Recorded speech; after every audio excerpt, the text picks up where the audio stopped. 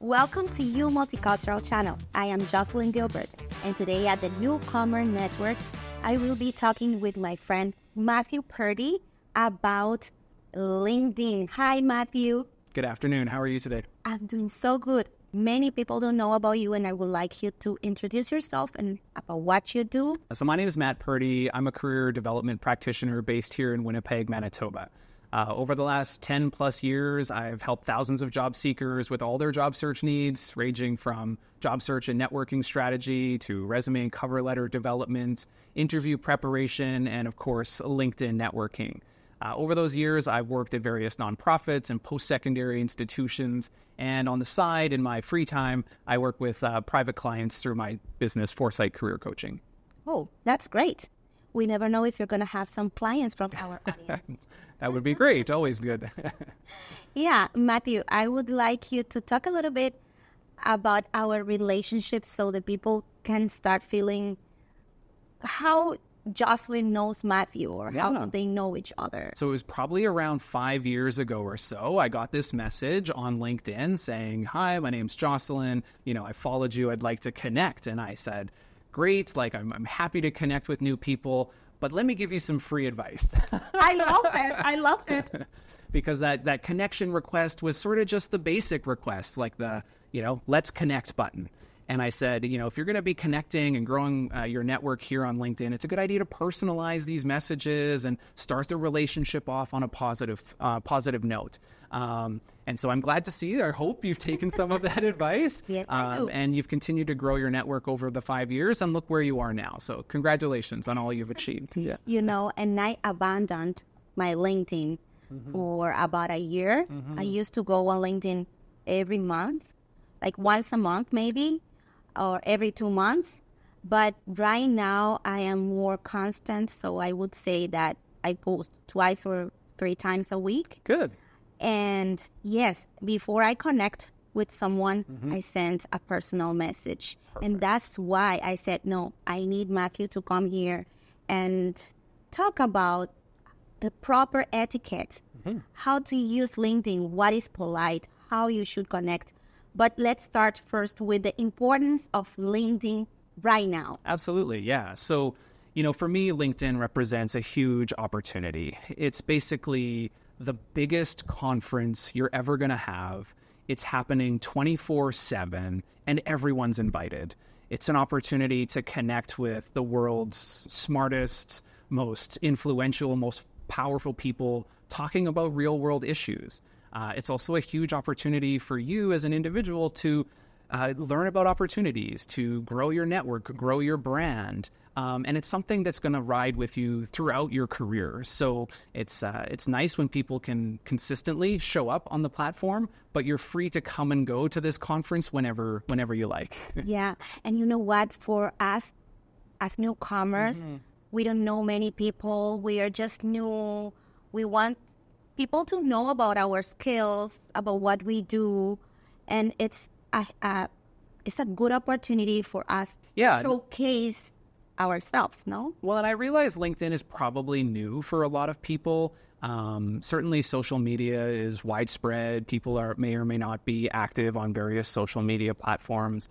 But the reason I think LinkedIn is important for not just internationally educated professionals or newcomers to the province, but all professionals, is that it's an opportunity to discover opportunity.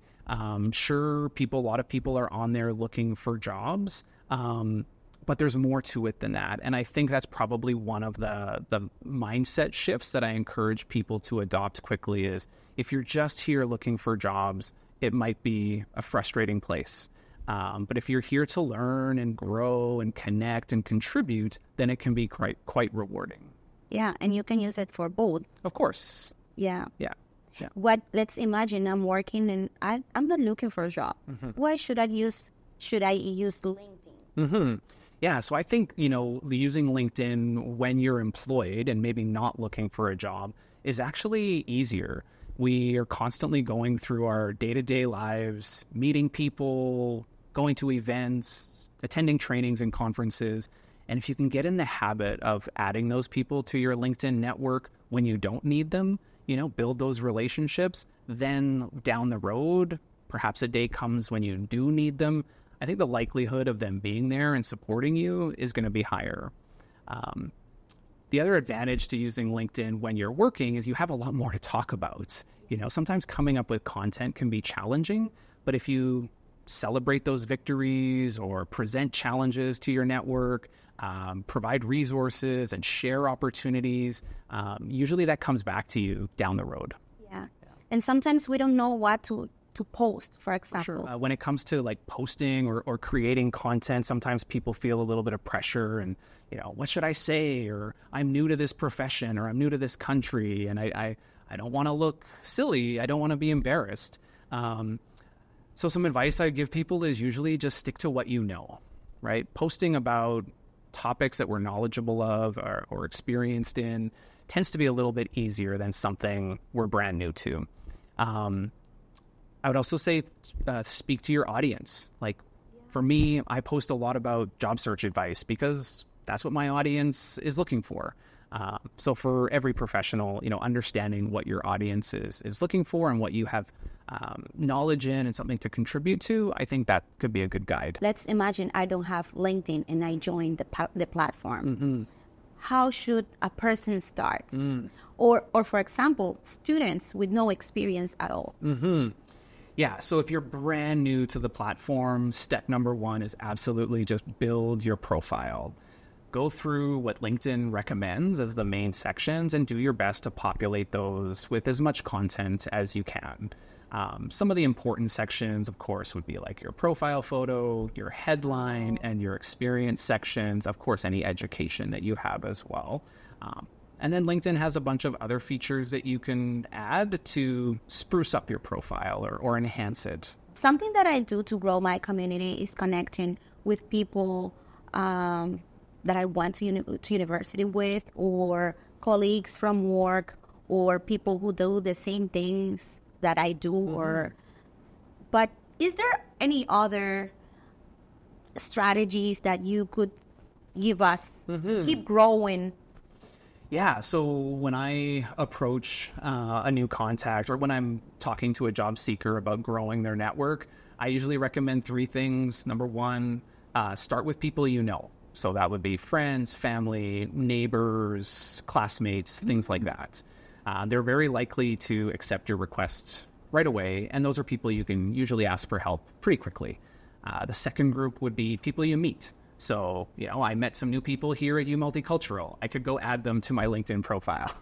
Yeah. And then the third one would be to seek out and add people you don't know and haven't met.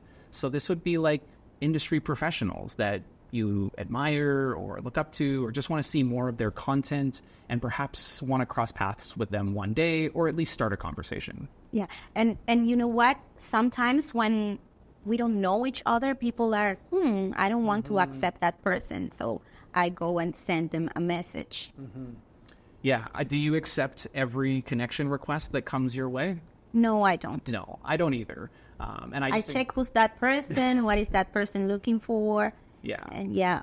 I encourage people to have like a criteria, right? I accept connection requests from people with complete profiles or people in this industry or people in my city. And if you can gently enforce that, usually you're okay. And then I think it's okay to have different strategies as well. We were talking earlier about the advantages of maybe a small, close network versus a large, maybe a network of people I don't know so well. And both have their pros and cons. Yeah. Tell me a little bit about the interaction. How should I interact with if I don't know how? Mm-hmm. Yeah, so like all social media platforms, I think like LinkedIn thrives on engagement. And when we use the word engagement, we really mean interaction. So building a profile, that's step 1. But that's really just the price of admission. If you really want to benefit from the platform, you've got to interact with other people. So adding people to your network is a great example of that. But then messaging them, commenting on their posts, perhaps creating or posting original content of your own, asking questions, that we're all there for the same reasons, to learn, to grow, to discover. So don't worry about, looking silly or asking a bad question. Let's keep the conversation going. And I think even clicking like, because sometimes it appears, Matthew liked this post. Jocelyn liked this post. Yeah. And just be careful with what you click like, because people will know what. They do, yeah. And I would caution people against just liking content. That's kind of the passive, or I don't want to say lazy way to interact, but I would much rather see somebody leave 2 or 3 insightful, meaningful comments every day than 30 likes. Yeah. The comments are going to be a lot more meaningful. Something that I like to do, it's when I go to a conference or I go to a professional event, posting a picture, tagging the picture, the people or the organization, because my LinkedIn is different. I'm more community person. But when I go to events, I just post something about the event to have the people to know what's happening. Mm-hmm. Well, I think that's good for 2 reasons. One, you're sort of documenting your accomplishments, your contributions, your involvement in the community. And 2, you're involving others, right? We want to connect and we want to engage other people. So tagging organizations, tagging individuals, that's going to encourage them to come comment on your post, and then the engagement cycle begins. And so that's a great practice. Something that I did also, adding my instructors at university. Sure. Yeah. People you've met, right? Get in the habit of, if you can get in the habit of adding people to your network as you meet them, either through your day-to-day life, through your work life, through your kids' school, whatever it might be, you never know where that opportunity is going to come from. Yeah. And, Matthew, from your experience, what do you think are those things that people should avoid, that when you see that, you say, oh my goodness, this person shouldn't do that? Okay, how much time do we have? Go. Okay, I'll try. Take your time. I'll try and choose my top 2 or 3. Okay. So I think one thing is only showing up when you need something from others. Can you repeat that in front of the camera? Because it does apply for everything, not only for LinkedIn, but True. Yes. Say again. So if one mistake would be if you only use LinkedIn when you need something or if you're looking for a job. As we sort of alluded to earlier, planting those seeds and nurturing them over time is where the real value of LinkedIn is. If you only come there when you need something from your network, they're going to remember that. And, you might become known as that person.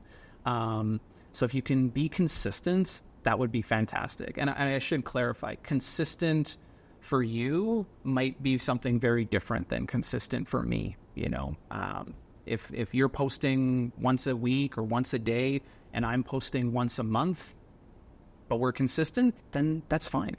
Okay. Yeah. So this is one. So that was one, yes. The second thing would be expecting immediate results. Some people, they hear from a career practitioner or from the internet that, oh, you're looking for a job, you need to be on LinkedIn. And yes, that's true, but it's oversimplifying it a lot. If you've never been on LinkedIn and you create your profile hoping to get a job in the next couple of months, I'm sorry to say that probably won't happen. Yeah. So, yeah. It's a long term, no? Exactly. It's a long-term strategy. And a third mistake I see is people making unreasonable requests. So they message me saying, do you have a job? Can you hire me? Do you know somebody that's hiring? And if I've just met you or we don't really have a relationship, again, the answer is probably going to be no. So LinkedIn is something new, but how did you start with that? How was that? I remember I created my LinkedIn account when I was in Dominican Republic about 7 years ago, and I was not looking for a job. I don't know. I like social media. But how was that experience for you? Because LinkedIn was not that popular by that time. Yeah, good question. I have to try and remember. I probably started to use it seriously around 2015. I sort of started career coaching in 2013. So I thought, well, I better learn this platform if I'm going to be talking about it for a professional. And I think like it was hard in the beginning. I'm the type of person who likes to analyze and research and study it before I throw myself into it. So what I did was I started by just understanding how the platform works, what are all the functions and features, and then I started following professionals in my field who were already doing good work or work that resonated with me. And then one maybe mistake I made along the way was trying to replicate or copy a little bit of what they were doing, and it never worked well for me. Yeah. So, finding my voice, my consistency, and finding content that I was comfortable putting out there was a journey. But looking back, it was a positive one, and it's had positive impacts in my career. So, yeah. Have you heard about any of your students that found a job on LinkedIn that someone contacted them? Yeah, I mean, I have to run through my memory banks to identify a specific example. I know a lot of people who have found maybe not employment opportunities, but just other opportunities, whether it's an opportunity to volunteer or an opportunity to speak on a panel or an opportunity to contribute to a resource. And all of those are good career development opportunities too. That's true. I have developed very strong connections, good connections. What brought us together, so when I started teaching at the U of M, I found that opportunity through LinkedIn. Through LinkedIn? Yeah? Yeah. Wow. And I remember when I started texting you, I was looking for a volunteering position. And 5 years later, one of my instructors, which we created a very close relationship, professional relationship. She told me about you, and I saw the message when I was going to text you. I was impressed. Oh, I have been growing. Good. Look what I was looking for 5 years ago. Yeah. But yeah, I like that connection. I like to be in contact with people. Not because I'm looking for something, but create that relationship because we don't know when we will need something or we can support someone. Absolutely. I think that brings up a really good point, is that if you can get in the habit of helping others and helping them often, you're building that goodwill or what we call social capital. And then when you need help from somebody or, they have an opportunity, there's a good chance that you'll be top of mind because they've seen your work, they've seen what you can do. And to me, that's a big part of what LinkedIn is. It's like building a body of work, right? Yeah. Providing that social proof of all the wonderful skills you have. Especially after COVID, that we are more on the everything is LinkedIn got very popular during the pandemic. Yeah. Do you think employers connect with a candidate when they are already working? I think employers can definitely search for candidates or applicants before they start working, perhaps during the application or interview process. I also would say it's okay for job seekers to connect with employers during their job search and start building those relationships. Again, most people that I know on LinkedIn are there to connect. So I don't want people to feel, a little bit shy or a little bit timid or hold back because we're all there for the same reason. And what about when a person is working and is looking for a job, but that person does not want to say that they are looking for a job? Yeah. So how does that work? Sure. So there are settings in LinkedIn that you can turn on and off to notify recruiters that you're interested in new opportunities, but without signaling that to your current employer. Interesting. Yeah. Yeah, you have to be a little bit careful with all of that and what you decide to make public, of course. We've all seen, examples of bad posts and bad comments and crossing the line a little bit.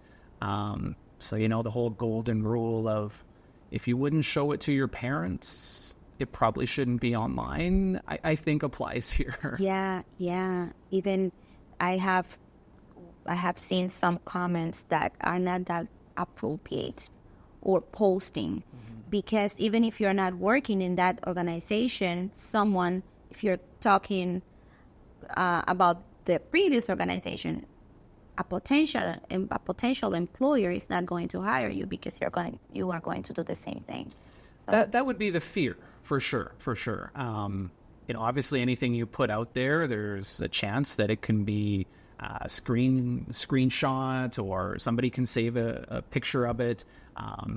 So yeah, we tend to post, positive messages, and it is okay. Like, I will say that it is okay to engage people in professional discussions and debates, and it's okay to be opinionated as long as those conversations are happening in a professional manner, because that's going to be a reflection of you as a professional and how you might behave in the workplace. You know what I have observed? Yeah. Some people, for example, you don't agree with something that I posted. Yeah. And then you go to my posting and you make a comment. It's not like that. You're wrong. This is... And I am in shock. I don't know what to... Even I am just reading the comments in someone else's post. And I think this is something that we should avoid too, no? Yeah, I mean, you're certainly allowed to have an opinion on everything, but whether you decide to post that opinion is maybe another question. Again, I think it is possible to disagree or debate topics on LinkedIn, but it has to be done in a professional manner. Oh, no, I was in shock when I read that comment. Yeah. I'm sorry, but this is not like that. You're wrong. And oh my goodness. Well, and maybe one or two of those kind of posts is not going to be too damaging, but if I start to see negative comment after negative comment after negative comment from the same person, what's my opinion going to be? This is the toxic one. Potentially. Yeah. Sorry. Yeah. Yeah. Yeah. What about you? Let me ask you, what are some of your favorite strategies or approaches to using LinkedIn? What's worked for you? Because of my field, I like posting first things that empowers people. And something that I do also is I reflect about situations that I see people face, and after that reflection, I like to post what's the learning about that issue. And usually people text me back, "Oh, Jocelyn, I'm struggling with that issue." And it helps me a lot. Yeah. I also like to post about what I'm doing, the events that I am attending or organizations that are doing a good work.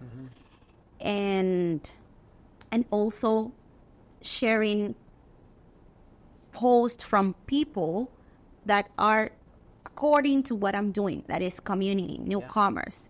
Those are things. Yeah, well, I think that's a great answer. You've demonstrated sort of the variety of ways that you can post and create content, but it's all around your brand and sort of a pillar of who you are.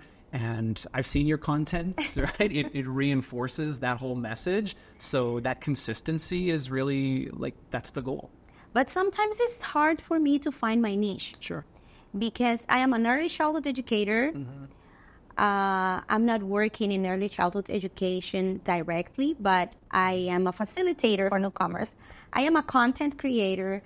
I am an event planner. So it's hard to post about a specific topic because I'm doing many things and I enjoy it. Yeah. So it's not like, okay, Matthew, you're looking for a job, you need strategies, he posts awesome things, you want to be updated, follow him. But follow Jocelyn, sometimes I find it hard. But I don't know. It's that I enjoy many things, and I do many things. Yeah. Well, and I think the platform is versatile enough to allow for both of those, right? If you have a very specific subject area or niche that you want to stay in or stay in that lane, you can do that. For multi-potentialites like you, you can post all kinds of content and enjoy that variety. And if your audience enjoys it, if it resonates with them, if they engage with it, then it sounds like a recipe for success. What I think is that people connect with me. Yeah. And then whatever I post, people like. Yeah. So the other thing I wanted to add to that was, it's okay to experiment on LinkedIn. Meaning you might try one style of post and it works really well for you. And then you try another one and nobody engages with it. But that's okay. Nobody's going to remember that one post, over the next several months or years. It's going to get buried. And so I encourage people to experiment with different types of posts, different media that they add, lengths, content or subjects, and find what works for you. Find what you enjoy posting and what people enjoy reading. Yeah. Yeah, I'm just being myself, as you said. Yeah. I found my voice. Good. Everyone else is taken anyways. I don't know if tomorrow, in 1 month, I will go through just one topic or niche, but right now I'm just doing everything I'm doing. I was going to say, in my field, there's a lot of people talking about the same topics. There's lots of people on LinkedIn talking about LinkedIn. And I'd like to think that for the most part, we're on the same page. However, having different voices and different perspectives can be really refreshing for the audience, because the way I explain something might connect with you, and the way another career advisor explains it will connect with somebody else. And so they're getting the useful information. We're talking about the same topic. Experiment. Yeah, this is very common. I don't know if you know, but I create content for Instagram. Okay. And there are so many people creating the same, or not the same content, but for the same niche. Mm-hmm. But people like one and some people like others. Yeah. And that's it. And that's what makes the difference. Yeah, it's like any sort of media, right? I mean, whether it's TV shows or music or art, you like some of it, others you don't. And in your feed, if you don't like something, just keep scrolling. Yeah. Maybe don't. You have more options. Yeah. You have more options. Exactly. Yeah. And I think do not be afraid of create content because of maybe people don't like it, or you know what? Sometimes we have the imposter syndrome. Mm-hmm. I'm not good enough. Mm-hmm. I don't know, like writing or being on camera, no. Mm-hmm. Talking to someone, oh, no, I'm shy. Yeah. I'm hosting an event. It's for everybody. It's for English-speaking people. Mm-hmm. And some Spanish people that I have invited say, no, I'm nervous. I don't want to speak in English. Yeah, but you live in Canada, you know. Yeah. It's okay. Go. Let's go. Yeah. Yeah, no, I think imposter syndrome is a very real thing, and it happens on LinkedIn all the time. I wish I could say one thing to help people overcome that. But for me, it's really just about that experimentation. Remind yourself that everybody was a beginner at some point. There's a learning curve. You're capable of learning this. And if you make a mistake, okay, that's part of learning. And, sometimes people are just afraid. They say, oh, no, I need to wait to be prepared. Yeah. But they will never be prepared. You'll be waiting. Yes, you need the practice. Yeah. When people say I'll post when I'm ready, and I'm thinking, is that time actually going to come? Are you going to wake up one day and say, I'm ready? Yeah. Yeah. Is there something that we haven't mentioned that you think, I should talk about that? One thing we haven't mentioned, and I get asked this question a lot, is should I pay for LinkedIn Premium? Okay, what is LinkedIn Premium?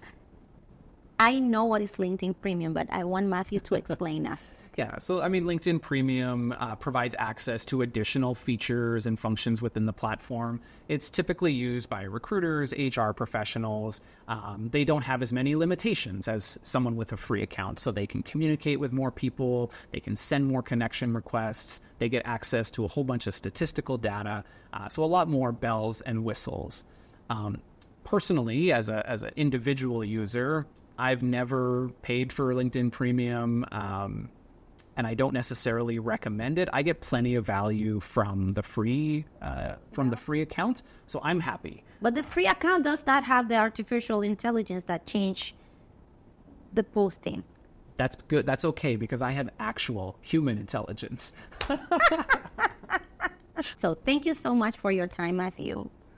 I know this program is going to be very beneficial for our audience. Thank you for having me. It's always a pleasure. Anytime somebody asks me to talk about LinkedIn, I've got lots to say. And if anybody wants to continue the conversation, they can find me on LinkedIn. Yeah, and we are going to share this in all the platforms: Instagram, Facebook, YouTube, LinkedIn. So they will find you. Excellent. I look forward to making some new connections. Yeah, thanks again. And thank you to our wonderful audience for being there in every episode, learning about different topics, different things. And see you next time at You Multicultural Channel. And remember, this is the Newcomer Network. Jocelyn Gilbert say, see you next time. Bye-bye.